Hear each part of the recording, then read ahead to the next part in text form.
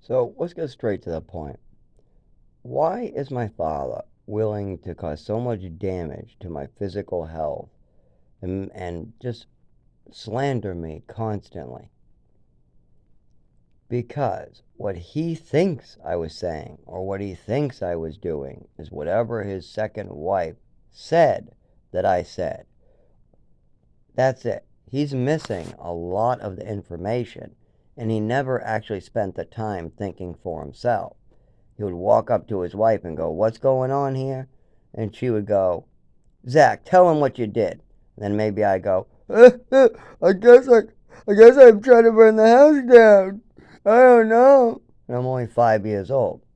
And then my mother tells my father, "Yeah, he's a fire setter at 5 years old. He's trying to take our house away from us, honey. We need to put him in an institution." So then what does my father know? Whatever his wife is telling him. He heard me make a statement, crying. Then he hears a bunch of doctors pulling me apart in private. But the doctors in private are telling me it's my mother's wrong. They're saying, "No, that doesn't mean you did it on purpose." And they're setting me straight. They're saying that something's wrong here. But see, before I end up in the institution because of this, before my father is misinformed, and don't forget, the doctors are usually spending most of their time with my mother. My father doesn't want to get involved, and he admitted that straight out. So my father pretending like he knows my health condition is bullshit.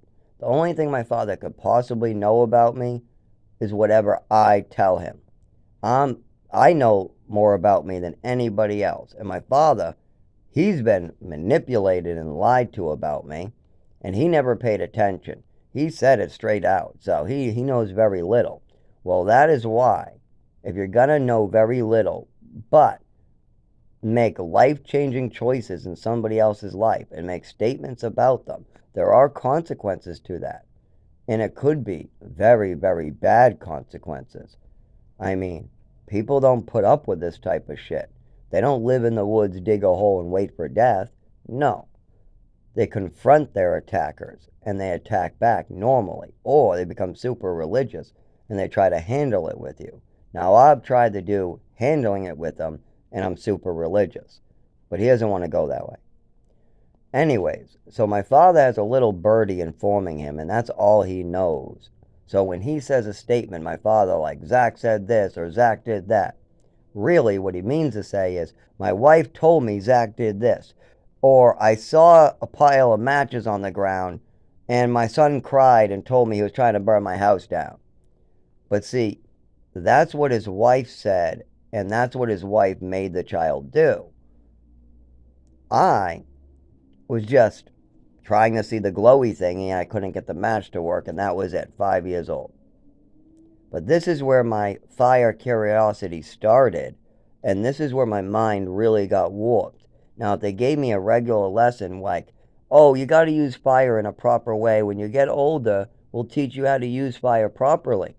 But that didn't happen. Instead, my mother comes storming in there and asks me, "What are you doing?" She calls me over actually first. She looks at the closet and she goes, "What are those?" I go, "Matches? I don't know." She goes, "Those are matches. What are you trying to do with those matches?" I go, "I don't know. I don't know."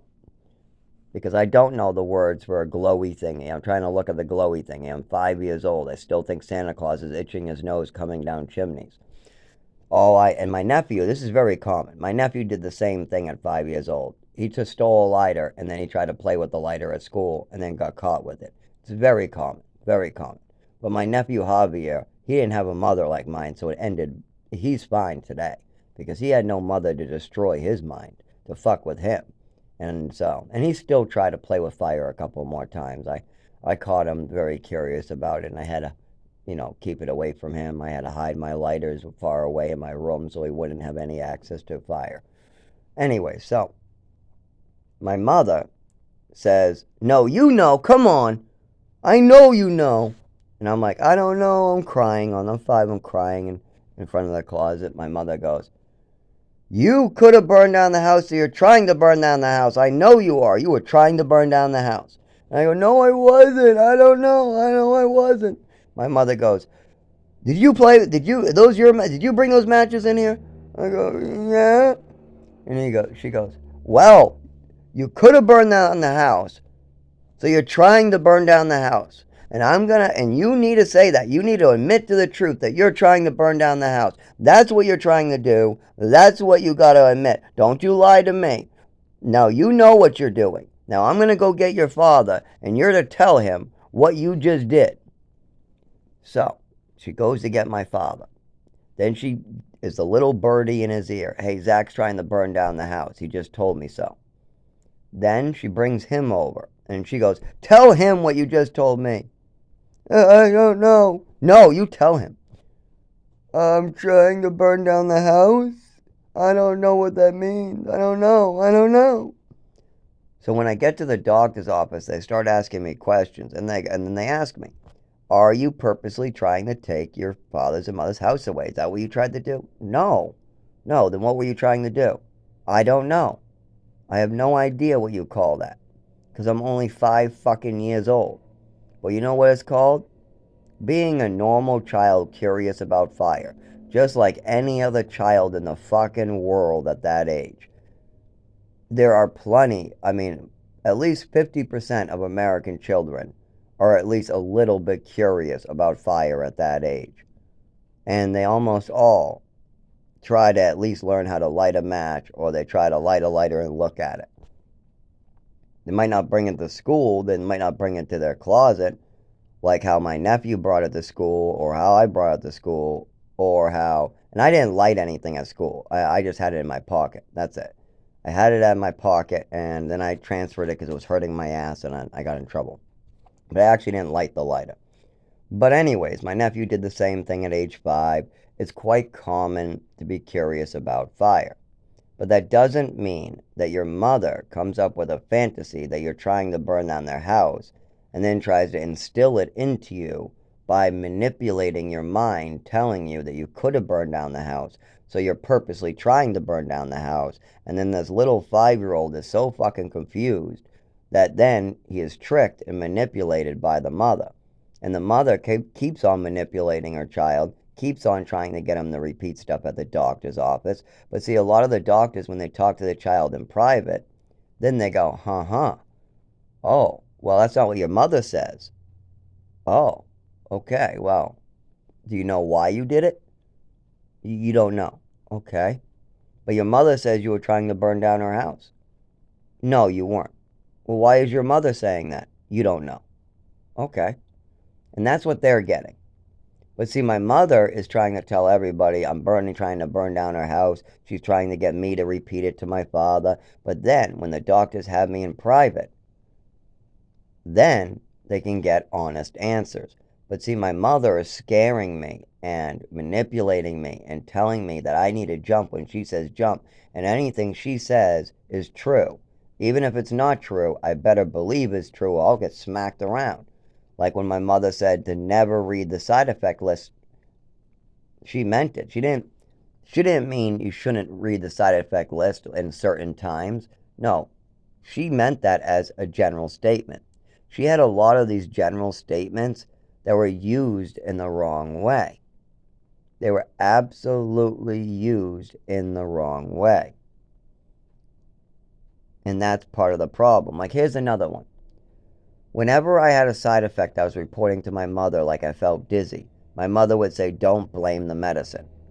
But see, that's the wrong time to say that, and she knew better. You're supposed to say that when your child goes, well, let's say your child was running around the house and he knocked over a lamp. And then he goes, it's the medicine's fault. That is when you say, don't blame the medicine. That's you, not your medicine.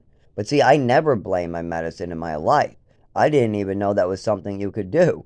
I had no idea. All I would do is I would feel sick or vomity or weak or dizzy, or there'd be symptoms. I'd bring it up to my mother, tell her I think my medicines are making me sick. And she would say, don't blame the medicine, don't blame the medicine. Or I would say I feel tired or depressed or something like that, or I feel weird. My mother would say, oh, no, that's just your permanent, no, that's just you. Don't blame the medicine, that's you. We'll talk to the doctors about it tomorrow and get you more meds. Stuff like that. So she would manipulate it, and she would use the phrases in the wrong way. So that way at school, if I reported these things, or if I talked to my father or somebody else, she could confuse them and go, oh, I told Zach not to blame the medicine. He's just trying to blame the medicine for everything.